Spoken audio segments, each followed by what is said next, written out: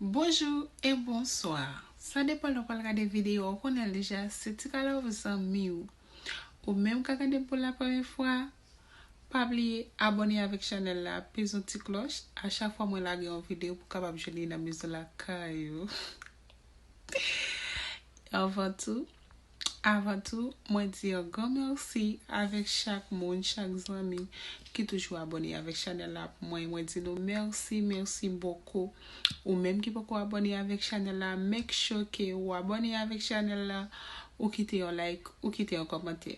Ou capable de tirer comme ça dans visage moi, c'est moi même qui fait le pour comme parce que moi quand fin fenêtre, c'est apprendre ma pas apprendre, moi pas connaître le bon. C'est nous même qui va dire si mes copes là t'es bon, si pas bon. Si me fait 10 sur 10, mais si me fait 5 sur 5. OK? Dis ça nous poster.